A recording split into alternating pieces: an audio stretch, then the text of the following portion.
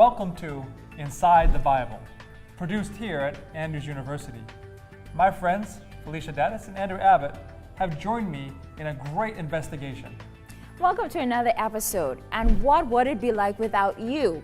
Without you joining us on our Facebook page, facebook.com/InsideTheBible. Share with us your thoughts, send in your questions. Let us know who is watching the program with you. That means that you have to invite your family members and your friends to join you on the investigation. If you have one nearby, open your Bible and take a look at the first book called Genesis. In it, you will encounter some interesting characters. Many you may have heard about, like Adam, Eve, Noah, and Joseph. But none of them occupy more chapters in this book than Abraham. So why is Abraham's story so important for the Bible? Was he really the father of many nations? And what can we learn from the promises and challenges that he experienced in his life? Well, this is getting really interesting. So I hope that you're ready to delve into the investigation because it starts right now.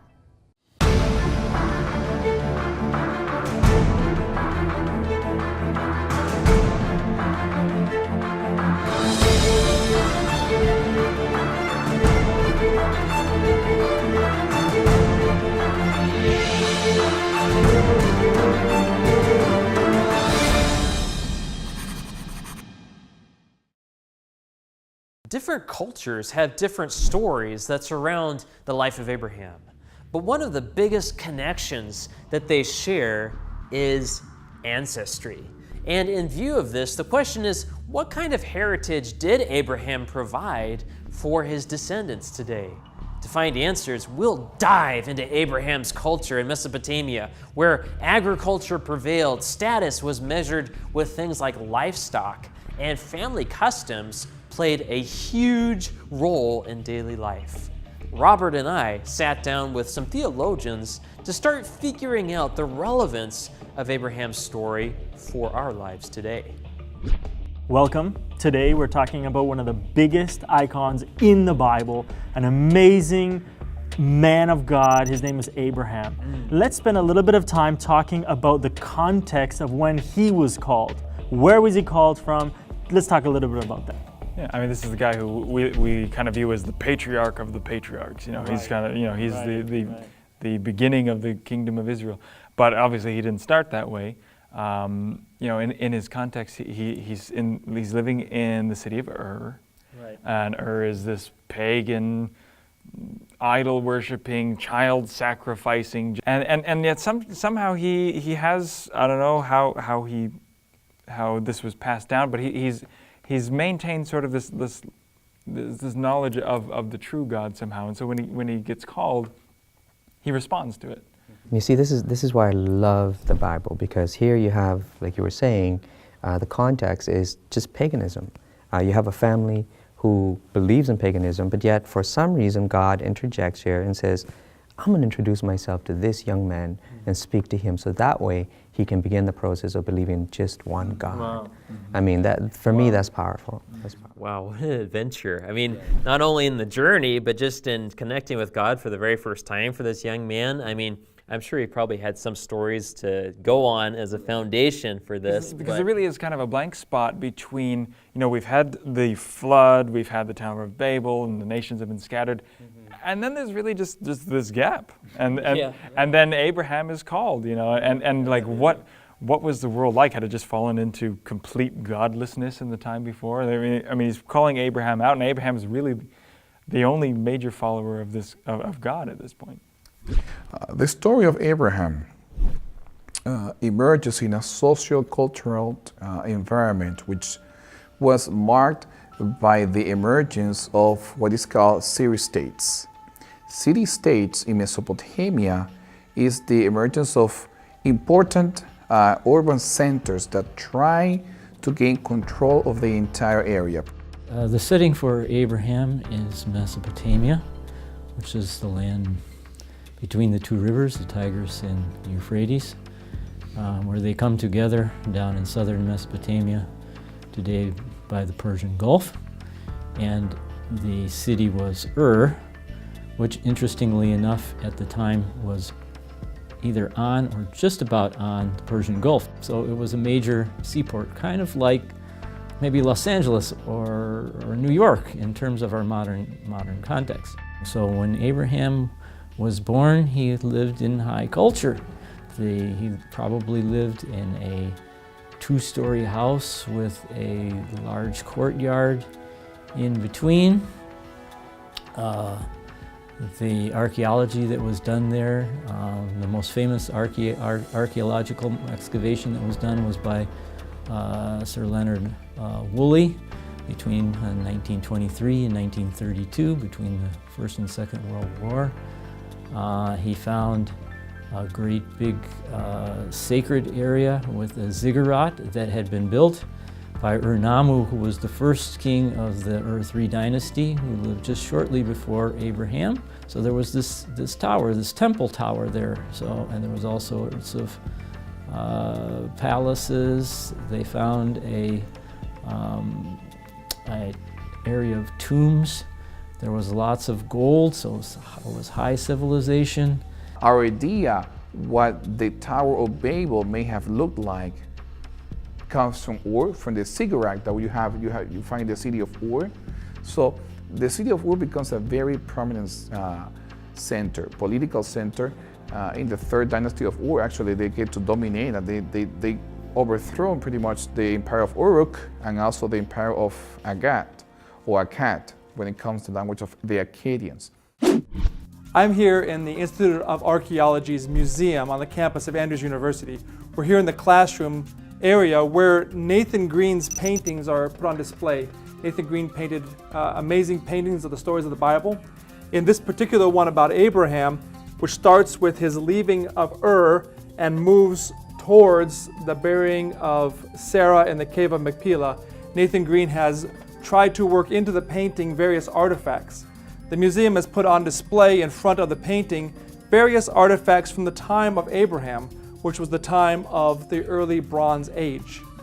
The early Bronze Age, as you can see in some of these pottery, it's a handmade pottery. It wasn't made on a wheel. It's very easy to identify. That's the time of Abraham. Now Abraham lived in Ur in southern Mesopotamia, and Ur was a city, a metropolis at the time. He would have been much more fancy in the kind of pottery and things, but where he was going, in the Levant, in the Palestine area, that pottery would have been much more primitive.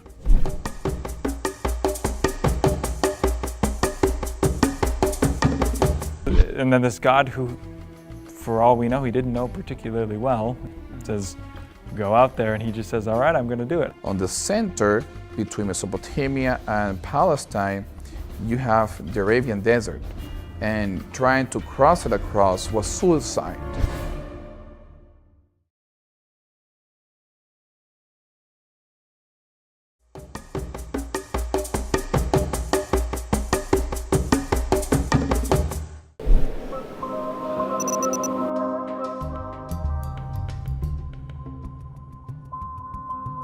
Some of the earliest civilizations began in Mesopotamia, with the earliest urban development moving through the Babylonian time period.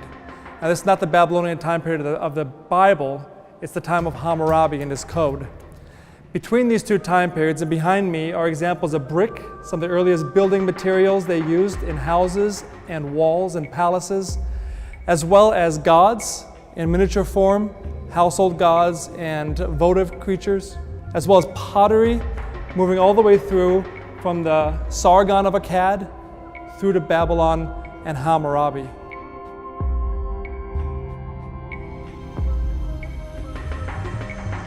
One of the most elaborate Akkadian literary compositions is the story of Gilgamesh. Here are a few tablets that describe this story, a story of an ancient king who was approached by the goddess Ishtar to be her husband. Knowing what Ishtar did to her husbands, he refused.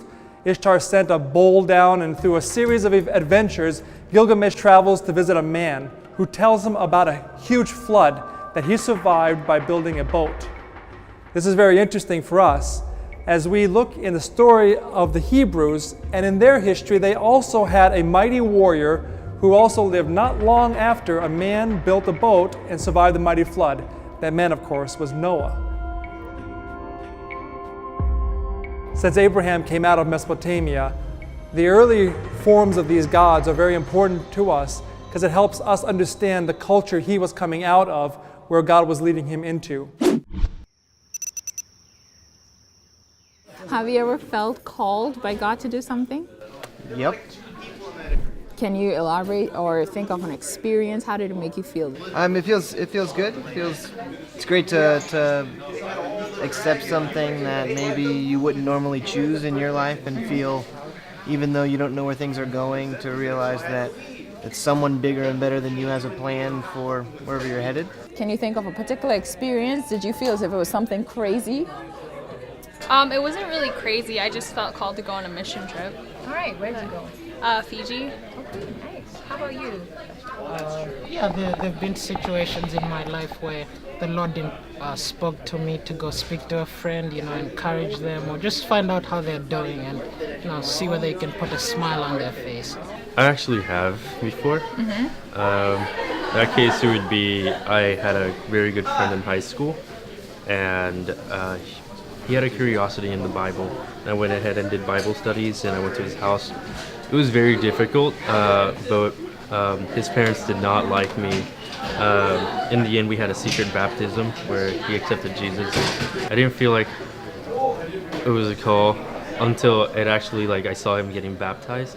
When he came out, I was like, whoa, I actually was part of this. Wow. But until then, it just felt natural. It was just it's something I had to do. When we think of moving today, images of cardboard boxes, bubble wrap, and moving vans come to mind. It is tiresome to move, but the inconvenience is usually the most difficult part. When hungry, we can always stop at a restaurant along the way, and we never have to worry about someone stealing our things or killing us as we travel because we are protected by police officers. For a family to travel in Abram's day, water and food would have been at the top of their list of needs, not just for their family, but for all of their animals, which is where their true wealth lay. Safety also was something that they would have had to have kept in mind. Roving bands would waylay wayfarers, often violently, taking prisoners of those who survived to be slaves and confiscating all goods. I can't imagine having to make a journey without knowing where I was going or when I could settle down again.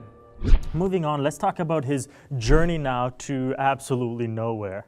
What kind of faith would it have taken someone, what kind of walk would it have taken with God to just take up and leave and be an immigrant and walk and go to a place you have no idea where you're going to? I just think about the responsibility he must have felt. I mean, not only for himself, but also for his family. I mean, thinking about, he has a nephew that he's taking care of. His wife, other member servants. His father was with him for a part of the journey. This is high stakes. He's not going to just, take all this flippantly. This must have been a really major, decided action that he's taking to follow God, even though there's risk. And here he's abandoning the comparatively comfortable city life. He was possibly even had a certain amount of wealth. He was probably doing pretty okay, and and then this God who, for all we know, he didn't know particularly well, if at all. It was a relatively recent meeting. This God says, go out there, and he just says, all right, I'm going to do it. Wow. I agree with all of you, but it's interesting because when you get to Genesis 18, you have three individuals. One of them actually stays with Abraham, but the point is this: when Abraham sees this one individual, he recognizes him, he runs to him, he throws himself at his feet, and he says, will you please, master? Doesn't say anything to the other two guys, but to this one guy, he says, will you please stay for dinner with me? Okay? And so for me, I agree with you all that, perhaps he may not have had such a close relationship with God at the very beginning. But by chapter 18, remember, it's only 8 chapters between chapter 10, the time of Babel, okay, and chapter 18. By this time now, he's so in love with this master, which is God, okay, that he recognizes him from a distance. Yeah, wow. Okay? So for me, he sees him, I recognize him, there's something special about this guy. Abraham's being called from a place you were mentioning before. I mean, he probably had it all for his family and everything, and now he's being called to nowhere. What's a good question we can ask about that? Well, what was the state of the promised land when he's going to it? Like, is there anything there? Are there tribes there already in residence? Is he just on some wide open prairie, essentially? Like, you know. Yeah, Noah went through Abraham's mind like, this is the promised land, or, oh, this is a very problem. Really? Oh, all right. The trajectory that Abraham may have followed is probably along the bodies of water. In this case, probably the rivers of Mesopotamia. So he will travel north all the way, following the rivers towards the Anatolia, and then from the Anatolia travel south to the area of Canaan or Palestine. And that was the reason why they would travel that way, is because on the center between Mesopotamia and Palestine, you have the Arabian Desert, and trying to cross it across was suicide. When they got up to the north, into what today we call Syria, at that time it was called Aram or Aramea, and they stopped there. After Abraham's father Terah died, Abraham continued his journey on, and so now he, instead of moving north, he moved south. Abraham moves into Canaan, which at this time is more nomadic. Palestine also it's always been a very conflictive area, because it is a passageway between the powers that try to dominate from the east as well as the north, like the Hittites, and also from the powers that try to dominate from the south, like Egypt. So it was always at the center of the power struggle, because whoever dominated that particular land could prevent the other power to have incursions into their own land. If you live in a world where your main job is to take care of large flocks of animals, you need to have food and water. Sheep and goats, they eat everything. And so from time to time, you're going to have to move your flock.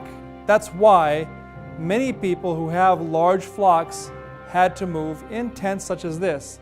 They were called nomads, and they still are called nomads today. This here in the museum is an actual tent from Jordan in modern times, but it was made quite similarly, we suppose, to the way maybe Abraham and Jacob and Isaac would have lived. It's made out of goat hair, finely woven, and it's separated into a couple compartments. This particular tent is 2 compartments wide. You can tell by the sticks that are holding up, the poles that are holding it up in the center of the tent. That compartment most likely would have had a curtain of some kind covering it to separate one from the next. When a tent was visited by dignitaries or other tribe members, men would have gone in one area and talked and had tea or whatever they would have drunk at the time. In the story you probably remember, when Abraham is visited by 3 visitors, Sarah peeks behind a curtain to kind of watch and listen, and she laughs when she hears that she at her age is going to have a child.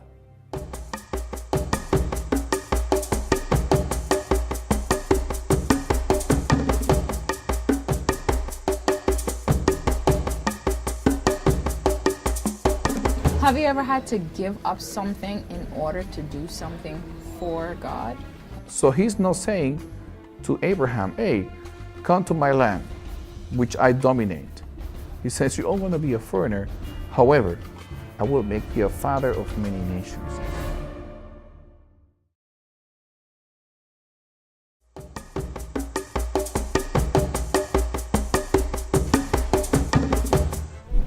I've had experiences where I was about to go someplace and it seemed so huge and I've never been to this place before.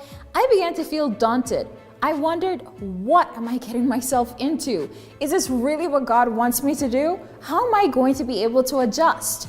Imagine what Abraham was experiencing when God told him to leave his family, to leave his friends, and leave his home to go to nowhere. He didn't know where he was going, but God knew the plan. How do we apply this to our lives? What can we learn from his story? How can we trust God even though we don't know where exactly he's leading us to? That's what the journey is about.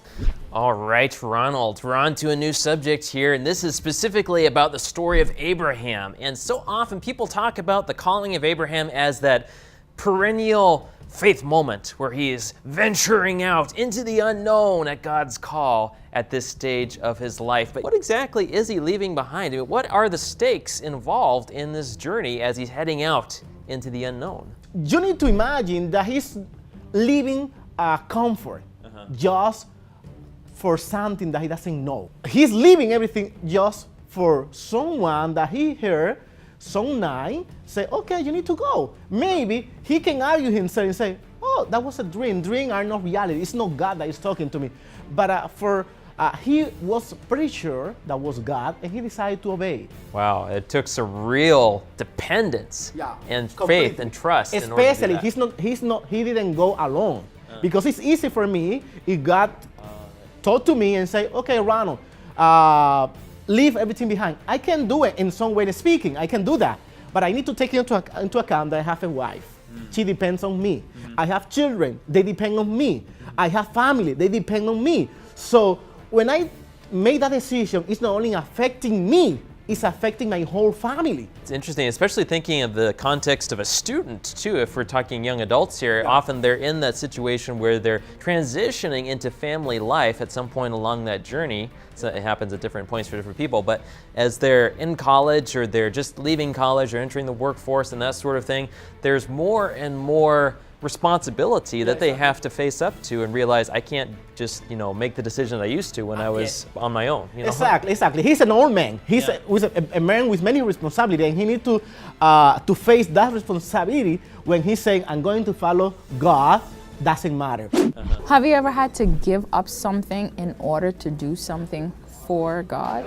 I would say time, like my time, putting away special time to just do exactly that which the Lord has called me. Plenty of times going to a public high school, I had to give up a lot of tournaments and a lot of musical competitions because they were placed on the Sabbath. For me, it was time with family because I'm usually doing school or away from home, so I had to give up time to be with my family to go to Fiji and do mission work.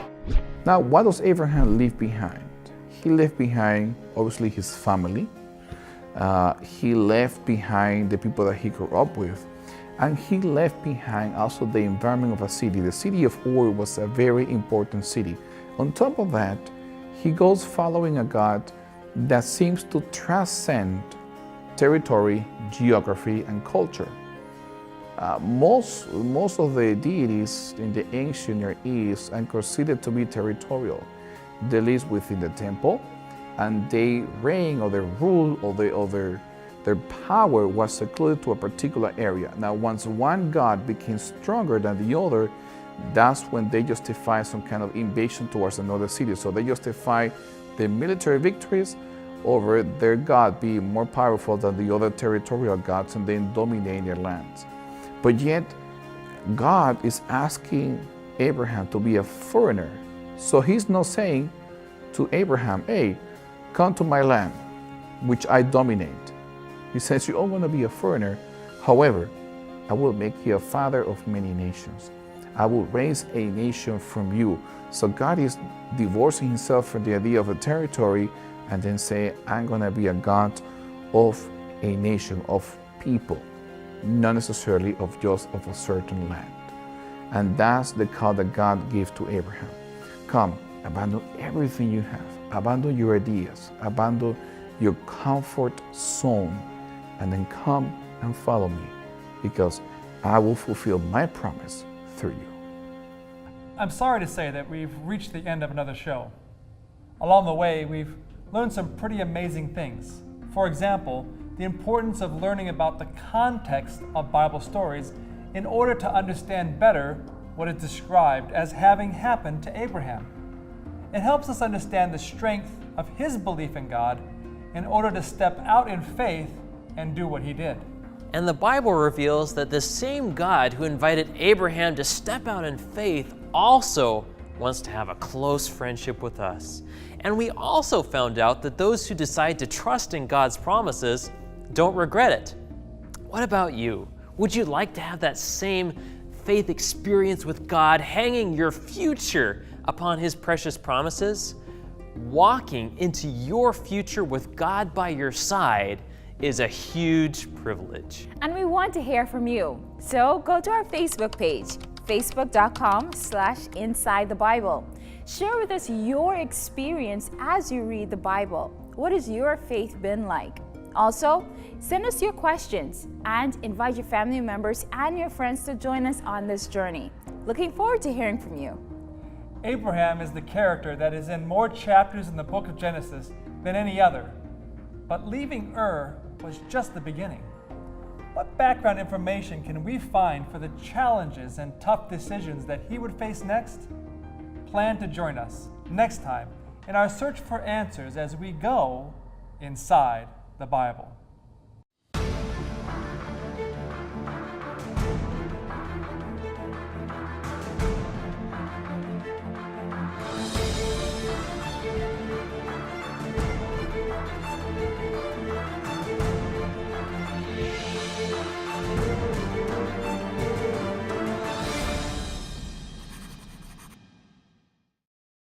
Abraham is called to be a helper of God's purposes for the world. And then God tells him, well, now that you've got Isaac, go and kill him. Abraham would have had to have decided in his own mind what God, his God, what Yahweh was really like. God is telling him, if you believe me enough, if you love me enough, if you really think I am God, are you even willing to sacrifice the same promise that I made to you?